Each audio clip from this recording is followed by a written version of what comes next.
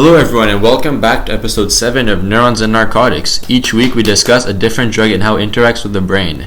My name's Alex. I'm Nelly. And I'm Simmer. Your three favorite McGill undergrads are back for yet another Tuesday night episode talking all things brain. How is everyone doing today? Doing great, thanks for asking. Getting through the week, Final season. Sounds good. Well, this week we'll discuss the societal and neurological factors behind opioid addiction. Be sure to stay until the end for all the details. If this is your first time tuning in, we'll give you a brief refresher on opioids. Opioids are one of the most common and dangerous types of drug available. Whether relieving pain or fueling addiction, they walk a fine line between healing and harm. Broadly, they're any type of compound that's derived from or imitates natural substances found in the poppy plant. This can range from the ancient opium to the lab-created fentanyl. They are medically used for pain relief, but are also frequently used recreationally for their euphoric effects.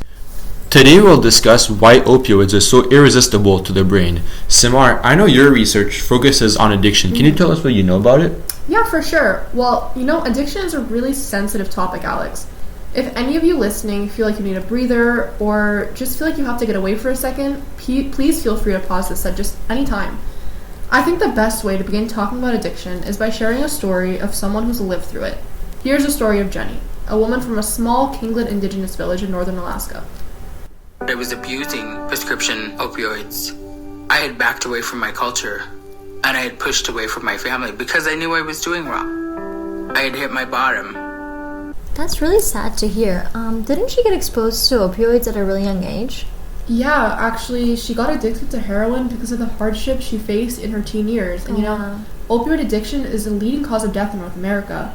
Since 2016, there have been over 44,000 opioid-related deaths in Canada and more than 42,000 hospitalizations related to opioid use. We've been seeing an increase, actually, in the number of opioid-related deaths in Canada since the 1990s, and many of these deaths are being attributed to opioid addiction. Nilly, do you want to talk about what you know and share what you know about how opioids work? Yeah, let's dive into it. So when an opium binds to a receptor in the brain, it activates two different pathways, the G-protein pathway and the beta-arrestin pathway. First, I'll talk a little about the G-protein pathway. Once the G-protein pathway gets activated, it splits into three different helpers, each with their own job.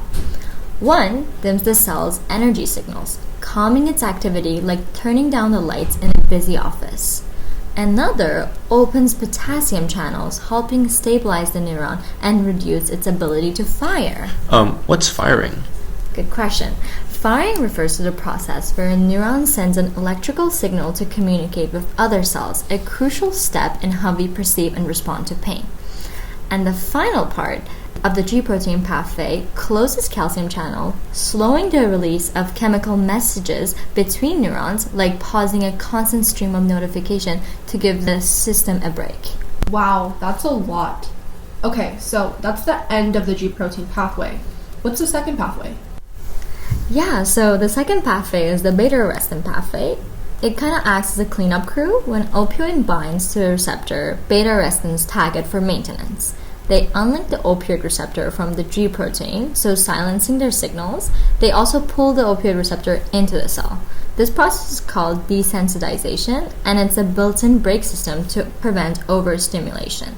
While dysregulation prevents overstimulation, repeated activation can lead to tolerance, where higher doses are needed to achieve the same effect. Over time, this makes pain management harder and increases the risk of dependence. That's actually really fascinating. So, opioids relieve pain by activating pathways that calm neurons and reduce communication between them.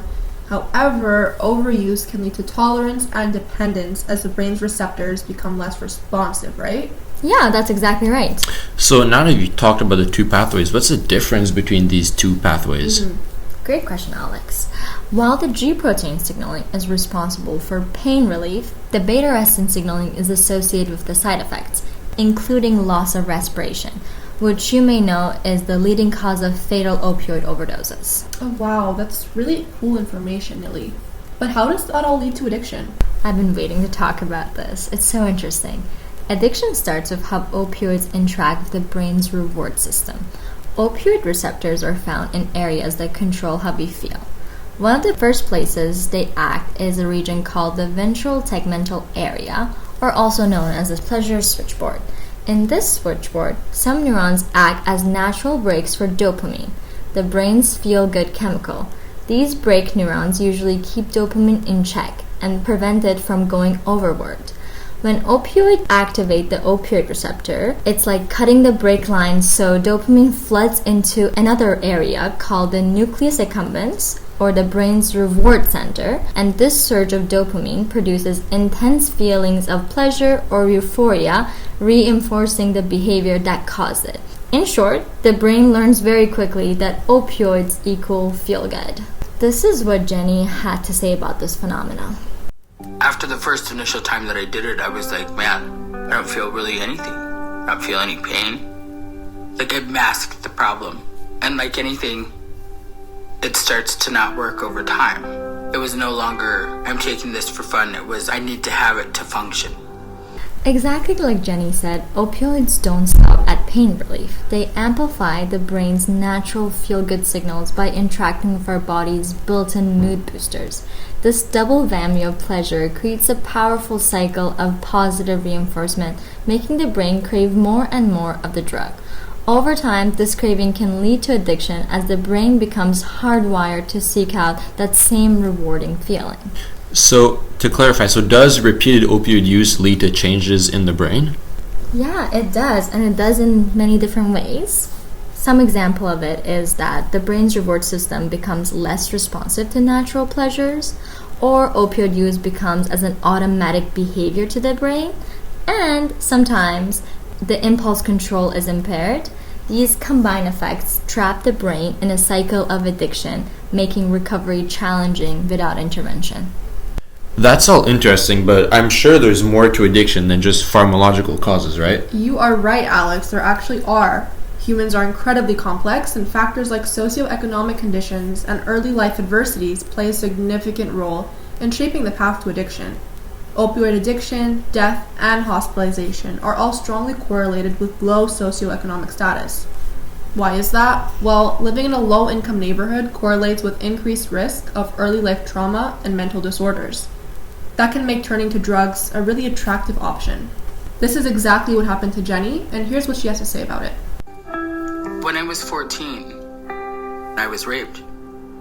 I had immediately buried that and became the good child. First pill was the problem. I remember thinking that it was from the doctor, so it was okay, because the doctor's not going to give you anything that's not going to heal you. It's really heartbreaking to hear about Jenny's trauma and how it led her into an unbreakable cycle of addiction. I agree. There are so many factors that contribute to opioid addiction.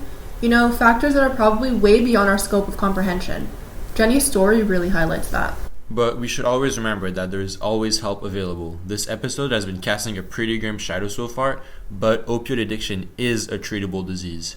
I had everybody fooled that I wasn't an addict. My biggest thought when I was in active addiction was that's how I was going to die. I didn't know where to look. I didn't know how to ask for help. I didn't know who I could trust.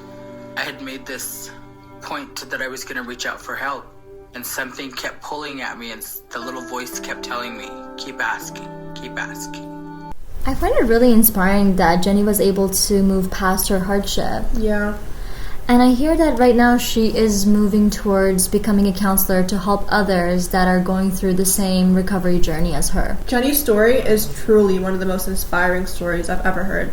Rehabilitation clinics are the most common way for users to overcome addiction. However, opioid agonist therapy, or OAT, has also been gaining in momentum. Addiction treatment works best when you have a strong support system consisting of medical professional, family, and friends. Support groups such as Narcotics Anonymous are widespread in Canada. Well, that about wraps it up for today's episode. How do you guys feel about what we talked about today? We talked a lot about how opioids affect the brain and other factors that contribute to opioid addiction. Yeah. It's a very important topic, and conversation is the best way to reduce stigma around it. I agree. For sure. And I really want to give a special shout out to Jenny for allowing the CDC to share her story so that we could talk about it with all of you today and share a beacon of hope. We want all of you who are listening to remember that there are a multitude of reasons as to why or how opioid addiction can happen, and that resources are available for those who are struggling, and we've linked some of those resources in the bio. As always, thank you for listening until the very end of this week's Neurons and Narcotics. Please don't hesitate to reach out to us via @Neurons and Narcotics on all our socials. Don't forget to like and share if you enjoyed this week's episode. Next week, we'll be discussing the science of our favorite feel-good neurotransmitter, dopamine. How fun. This is Alex, Nelly, and Simar. Thank you for tuning in to Neurons and Narcotics, where we uncover the brain's secrets 1 week at a time. Until next time, stay curious and keep asking the tough questions. See you See you all soon! soon.